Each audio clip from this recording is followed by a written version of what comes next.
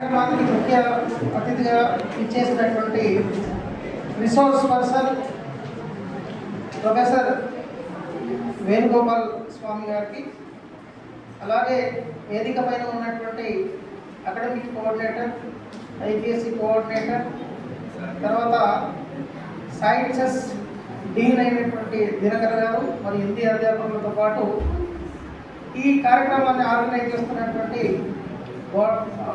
Zoology and fisheries department సంబంధించినటువంటి HOD మరియు అందులో పనిచేస్తున్నటువంటి అధ్యాపకులు, ఈ కార్యక్రమంలో పార్టిసిపేట్ అవుతున్నటువంటి విద్యార్థులందరికీ కూడా ఒక్కసారి అందరికీ అభినందనలు తెలియజేస్తూ, సో ఎందుకు మనం వర్క్షాప్లు ఆర్గనైజ్ చేయాలి, దీనికి ఉన్నటువంటి ఇంపార్టెన్స్ ఏంటనేది మనం ఆలోచించాలి. సో ఎందుకు సార్ ఏ కార్యక్రమాలు ఎందుకు కార్యక్రమాలు తీసుకుంటున్నారంటే, సో ఈ వర్క్షాప్ చేయడం ద్వారా మనం కొత్త విషయాలు తెలుసుకునే అవకాశం ఉంది. అంటే రెగ్యులర్గా మన క్లాసెస్లో జరిగేటువంటి యాక్టివిటీస్తో పాటు మనం ఇతర రిసోర్స్ పర్సన్ని ఇన్వైట్ చేసి వారి యొక్క వాల్యుబుల్ సజెషన్స్ని తీసుకోవడం ద్వారా అది మన కెరీర్లో ఎంత మనం దాన్ని ఉపయోగించుకుంటామని కూడా ఉపయోగపడుతుంది. కాబట్టి తప్పనిసరిగా కళాశాలలో జరిగేటువంటి ఏ యాక్టివిటీస్లో అయినా సరే విద్యార్థులందరూ భాగస్వామ్యం కావాల్సిన అవసరం ఉంది. అలా కావడం వల్ల మీ యొక్క భవిష్యత్తు నిర్మాణానికి అది ఒక వేదికగా ఉపయోగపడే అవకాశం ఉంటుంది. ఎందుకంటే మన జీవితంలో ఎప్పుడు ఏ క్షణం మార్పు వస్తుందో చెప్పలేదు. ఆ ఒక్క క్షణం ఇదే కావచ్చు, ఇక్కడ జరిగేటువంటి సమావేశంలో ఒక వర్డ్ కావచ్చు. కాబట్టి విద్యార్థులు ఈ విషయాన్ని అంతా కూడా గమనించాలి. అదైతే మన సబ్జెక్ట్కి వచ్చినట్లయితే, ఇప్పుడు మన government arts and science college autonomous కామారెడ్డికి మొత్తం ఉమ్మడి ఆంధ్రప్రదేశ్లో ఒక ప్రత్యేకత ఉంది. ఎందుకంటే సాధారణంగా మనకు ఫిషరీస్ డిపార్ట్మెంట్స్ అనేటువంటివి ఎక్కువ కూడా ఈ కోస్టల్ లైన్లో ఉంటాయి. అంటే ఎక్కడైతే సముద్రం ఉంటుందో అక్కడ ఎక్కువ ఉంటుంది. మరి మనకు ఉమ్మడి ఆంధ్రప్రదేశ్లో ఉన్నప్పుడు మనకు సముద్రం ఉంది, ఇప్పుడు తెలంగాణ వచ్చినాక సముద్రం లేదు.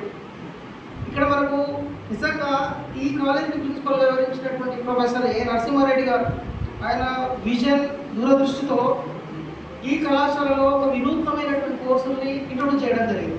అందులో ఫిషరీస్ కూడా ఒకటి. చాలా కోర్సులు ఆయన ఇంట్రొడ్యూస్ చేశాడు. ఆ ఇంట్రొడ్యూస్ చేసినటువంటి దాంట్లో చాలా ముఖ్యమైనటువంటి కోర్సు ఫిషరీస్.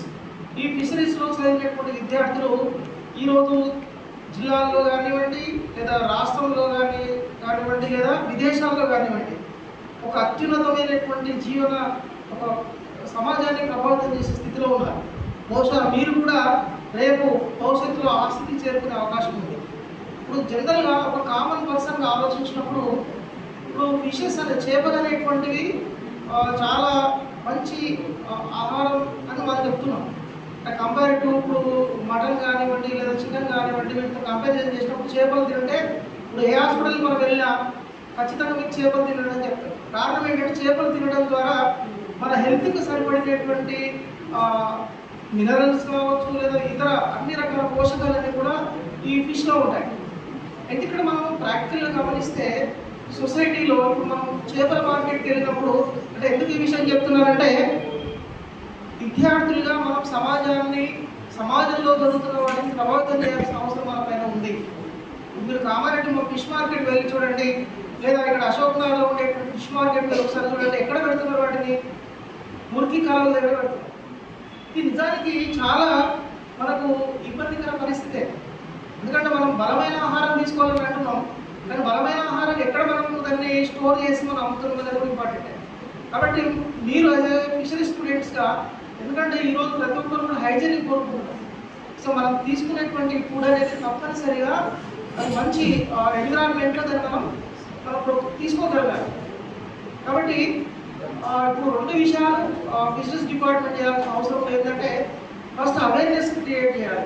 అంటే ఇప్పుడు చేపల ద్వారా ఏదైతే మనకు ఆరోగ్యం చేకూరుతుంది అనేటువంటి విషయాన్ని తెలియజేయడంతో పాటు, ఇదే చేపలు ఎందుకంటే మన మార్కెట్లో ఎవరైతే హైజీనిక్గా దాన్ని ప్రొడ్యూస్ చేస్తారో వాటిని ఎక్కువ మంది కన్జ్యూమ్ చేసే అవకాశం ఉంటుంది.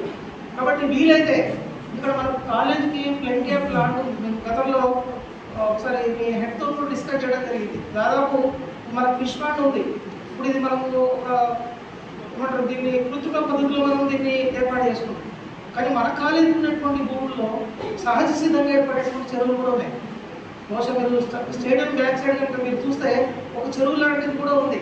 సో అటువంటి దాన్ని మనం నేషనల్ స్థాయిలో నిజంగా ఒక అరెకరా భూమి అంటే లక్షల రూపాయలు ఈ ఫిషరీస్ ద్వారా ఆర్జిస్తున్నటువంటి వాళ్ళు ఉన్నారు. మరి అటువంటిది మన కళాశాలకు దాదాపు 150 ఎకరాల ల్యాండ్స్ ఉన్నప్పుడు అందులో ఒక ఎకరంలో 2 ఎకరాలు ఫిషరీస్ డిపార్ట్మెంట్ దాన్ని ముందుకు వచ్చి డెవలప్ చేసుకొని దాని ద్వారా మీరు డబ్బులు కూడా ఎర్న్ చేసే అవకాశం ఉంది. దీని ద్వారా ప్రాక్టికల్కి అవకాశం ఉంటుంది, దాంతోపాటు కమర్షియల్లో కూడా మనం దీన్ని ఎలివేట్ చేసే అవకాశం ఉంటుంది. దాంతోపాటు ఒక హైజీనిక్ ఫుడ్ని మనం ఎందుకంటే మనం ఎక్కడైతే ఉంటున్నామో ఫస్ట్ లోకల్లో మనం దాన్ని సక్సెస్ చేస్తే ఆటోమేటిక్గా దాని యొక్క ప్రాచుర్యం పెరుగుతుంది. ఎందుకంటే ఇప్పుడున్నటువంటి పరిస్థితుల్లో ఇప్పుడు సోషల్ మీడియా చాలా ప్రభావవంతంగా పనిచేస్తున్నారు.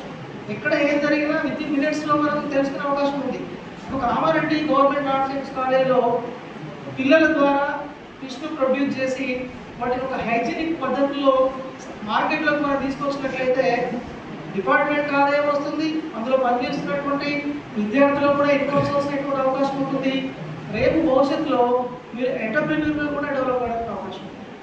కాబట్టి ఆ దిశగా మీరు అందరూ ఆలోచిస్తారని మనస్ఫూర్తిగా కోరుకుంటూ ఈ అవకాశం కల్పించినందుకు ధన్యవాదాలు. Thank you so much.